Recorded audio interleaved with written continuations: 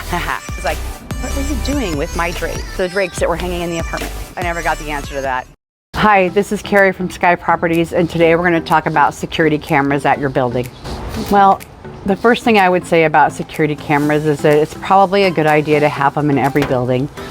If for nothing else, it is definitely I think a deterrent, but also now for slips and falls and things like that, I think it's really good evidence of what kind of condition the building's in. Of course, if you're not keeping your building in good condition, then maybe security cameras are not your best bet.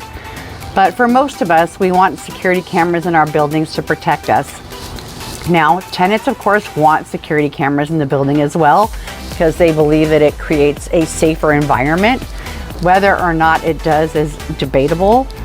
Of course, it does also give you footage. If a car gets broken into, you can see who did it or how they got in, perhaps. So it can be beneficial to tenants, but there's a fine line between helping a tenant and the tenant thinking that we're responsible for their belongings, which we are not. I would say it's important to have in your lease what the security cameras are for, and they're for the building and for the management, and not necessarily to protect their vehicles and personal belongings, although if we're able to help, of course we will.